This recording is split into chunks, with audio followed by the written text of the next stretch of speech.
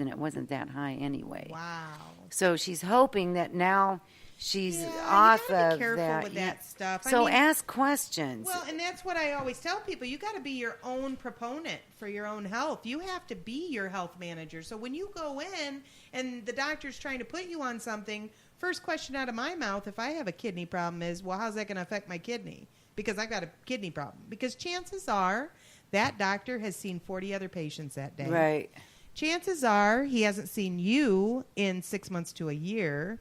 Chances are he hasn't really read your history that thoroughly. I mean, I hate to say it, but I know how it is. And there's not a lot of time between patients. And, you know, they got a lot going on. So they'll basically read what's going on, but they're not going to really delve into your whole history every time you show up. So if you think something's funny, like if you know something about your history and you think something's funny about the advice you're getting, I mean, say something. It's up to you to say it. You can't just go get sick and have a reaction and then blame it all on the doctor. Mm-hmm. Because he's a human being. He or she is a human being. And if that doctor didn't happen to notice that you have kidney disease that runs in your family, but you know it, then why can't you just speak up and say, oh, you're going to put me on something? Well, how's that going to affect my kidney? Because my family has kidney disease. It's probably in my record there, if you'd look. I've got problems with my kidneys, so I really have to pay close attention to how medicines affect me. And then that'll just spark something, and I'm like, oh, well, let's look at that. You know, and then there's other medications. I mean, I don't know, because I don't know all about all medications, but I know that there's pretty much 20 different alternatives for whatever you need done. So if they can get me a different one that's not going to affect my kidneys, why not? Right. You know, so you got to be your own best proponent. And read side effects. Yeah, read the side effects. You get that big, long list from the prescription people, and what are they called? Druggists? Yes, pharmacists. Druggists. And that's who ended up helping her, was the pharmacist. Oh, I'm sure of it, because they're very well versed in medicines and side effects. So, but yeah, you've got to pay close attention to that. And I've had people that happen to as well, that they were put on a new medication 6 months ago.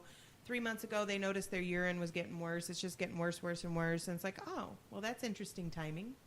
Maybe we should check the side effects of that. And I want you to know that thing that they give you with the pamphlet they give you is just reported side effects. So a lot of times you can go online and you can find a whole bunch more side effects that people are blogging about and they're posting, but maybe they weren't quite reported. You know, because a lot of times I'll look at blogs. I'll do that most of the time. Like if I have something a supplement or something that I want to take, I'm not just going to go to the site that sells it and look at the reviews. I'm going to literally go just look everywhere and see what everybody's saying about it, what side effects, what they're blogging about, because in this day and age, you're going to get a lot more information from that than you are from what's being reported, because not everything is reported. Uh-oh, something's going to start right in the middle of our show because I forgot to undo it. Turn it off? Yeah. Okay. Well, I'll let you handle that. I'm going to talk a little bit more.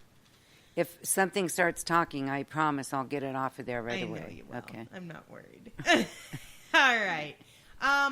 So there's a lot of things we can do as chiropractors for bladder dysfunction. I named mechanical. When it's positional, when it's mechanical, we can lift it. When it's structural, like let's say there's a pinch on the nerve, maybe L5, L4, L3, maybe one of those nerves is pinched, and each one of those nerves has a portion of it that goes to that bladder. So if that nerve's being pinched in your spinal column, then just even manually manipulating and getting that adjustment can help that nerve restore optimal function to your bladder and get the mind-body connection so your brain knows. You know, I had this little boy come in, and he was good, and then, like, he had learned potty training, and then, like, 4 years later, he all of a sudden started to have problems.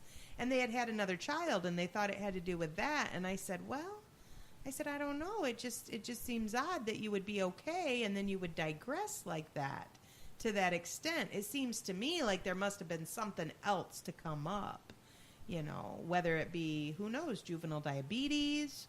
I mean, all kinds of things can be left go instead of delved into when it's a urinary issue. There are so many diseases that affect urinary and urination. Another thing that can affect urinary and urination is pituitary gland. So your pituitary gland, it sits behind your nose, and if you have trauma to it, it can start over-secreting or under-secreting these hormones. And one of the most fascinating hormones that our body makes is called antidiuretic hormone, or also known as vasopressin. And this ADH, or antidiuretic hormone, is produced, and it tells our kidneys how long or how much water to hang on to and when to let it go. So even if your kidneys aren't having an issue, if your pituitary is underproducing or overproducing this ADH, then you're going to get symptoms like urinary incontinence. That actually happened to one of my boys. One of my boys, all his life, was having bedwetting issues. And when he was about 10, I think I mentioned this, when he was about 10, I took him to the urologist, and I just really wanted his structure checked. I was like, I know that it can be emotional. There can be all kinds of reasons for it. It might be his bladder's too small. Whatever the case may be, I want his structure checked thoroughly by a medical doctor, so we know that there's not an outside influence. Turns out, he did blood work. Turns out it was the pituitary. It was the antidiuretic hormone. And I actually had brought that up to him. That's not a normal test that doctor performs. It was a general practitioner MD, so that's not one he usually asks for, because that's sort of more in the endocrinology realm. So he asked for this blood work kind of half-heartedly, because he's like, okay, I'm just going to do this to satisfy you, because you're not going to leave me alone if I don't. But then it came back that, he was low in this ADH. So there is a pharmaceutical alternative. It's called desmopressin, and they did prescribe that for him. And he said, basically, he wouldn't have him on it all the time. But if he had something he wanted to do, at this point, boy was about 12. If he wanted to go spend the night overnight, if he wanted to go to summer camp, if he wanted to do these things where he needed to have a backup, he needed to make sure that he was going to be okay during those nights, that he didn't have accidents, that he should take it on those nights only. Well, me being true to me, I researched it. I found a supplement that worked just as good to help the pituitary gland, and we got him on Imagine that. And and he's fine, and he got better pretty quick.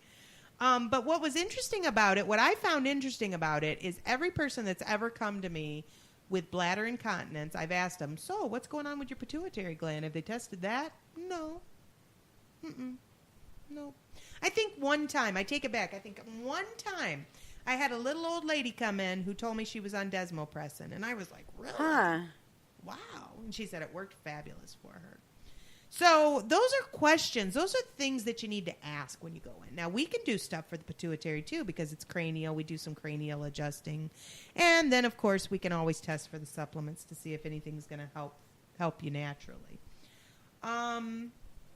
Organ dysfunction, we do our reflexology, so we can do the points that help the bladder work better, help the kidney work better, the cranial work.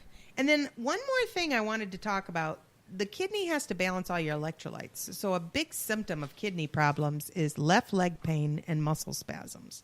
So I had a lady come in yesterday as a new patient with left leg pain, and she took it all in, and she listened to all my stuff and, apparently got out to her car and really rethought the whole scenario, because she posted something that was not pleasant on Facebook. Oh, no. But it was okay, because it was like I could see where she was coming from, because it was just the whole disbelief, because before she left, she felt great.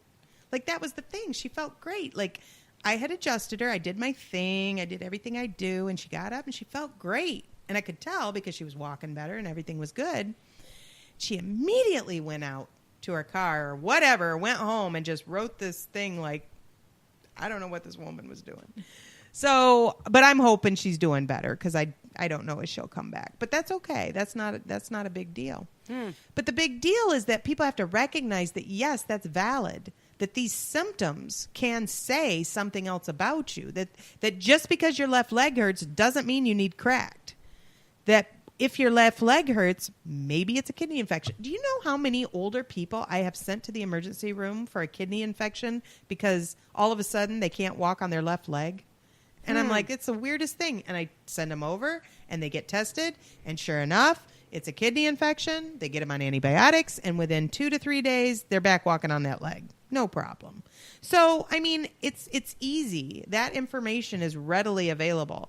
Anytime you have pain in a certain area of your body, Google that area. Find out what that's connected to.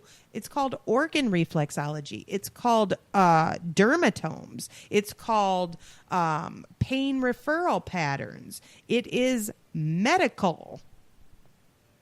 It's not hooey. It's not something I'm making up. It's like legit. God decided that he would put these nerves and they would go to certain parts and they would actually affect the body and that we could do something about it through the nervous system. I mean, it's chiropractic. So, but I just love when people just can't wrap their minds around it sometimes. I don't love it, but it tickles me because it's like, you got on Facebook all of a sudden. You'd think you could have Googled pain referral or kidney and left leg and come up with some stuff. You're a very, very good explainer. I am, and I think that actually works well in most cases, but I think in some cases it's overwhelming. If somebody's not a good listener. Well, it's not just that. I'm intimidating. I'm a little intimidating. Especially when they had no idea that it could be something like that. And here I come off like, well, this is what it is, and this is why, and blah, blah, blah, blah, blah. And then people are intimidated by that. They're like, what? What is this? What is this person? What are you, some kind of doctor? What are you, some kind of doctor? So it's just funny to me because, like I said, it had taken her all of 2 minutes to Google left leg and sciatic pain and kidney, and she would have gotten all kinds of medical reports about it because it's a known fact. So, but that's just what it is. It's like people don't think it's their kidney. Okay, so now that leads me to another thing. I get people who come in with chronic kidney and bladder infections. Most of the time, that is interstitial cystitis. That is not bladder and kidney infections. If you're getting multiple bladder and kidney infections, let's put it this way. If you've been on a round of antibiotics 3 times in the last 3 months for bladder and kidney infection, it is not an infection. It is what's called interstitial cystitis, which is a big old fancy word for bladder inflammation. Okay? So what causes interstitial cystitis? Diet, acids. The sickest joke about it all is that cranberry, which most people take for infections, actually increases inflammation if you have interstitial cystitis. So here you are taking all the good for me's, all the things you think you should be doing, and you're inflaming your bladder because you don't realize it is interstitial cystitis, which is affected by cranberries and acidic things and vinegar. And people are like, I'm taking that apple cider vinegar every day.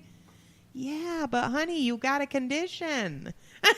I can't get across to you enough. That is good for you. As long as you don't have IC. But if you have IC, that is not good for you. So it's the acidity in it that aggravates the inflammation. It does. And if you look it up, you can look up interstitial cystitis diet, and it'll give you do's, don'ts, and maybe you can try it, see if it affects you. So that's not? Yeah. What do you and have if you've had more than 1 or 2 bladder infections, go look up the diet and try that. Because I'm telling you, if you think it's an infection and you're doing the cranberry pills and the cranberry juice and it just keeps coming back, it's not an infection. It's not. And don't keep doing the same thing. Don't keep doing the same thing. Try That's different insanity. Things. It is. All right. So that was my topic, and I took most of the time. No, you didn't. Actually, you still have 1 minute and 3 seconds. Okay, I got one more topic then. Go ahead. Okay, you ready? Yeah. Self-care. Self-care has been brought up to me so much. That's what I'm going to talk about, too. Shut Yes. your mouth. I'm not kidding. So, good. Okay, that's a good segue. Yeah, it is a good segue. A lot of people know, not everybody knows, my dad passed away 10 days ago. It was all of a sudden. He had cancer. He was 84 years old. He's fought cancer 3 times and won. Huh. And this last time, he got esophageal cancer. And that one's fairly decent. Like they generally can shrink it with radiation or chemo, and then they can do surgery to remove it. And it's usually encompassed, just like kidney. If you had to have cancer, I mean, kidney cancer is about the best one you can have because it's all encompassed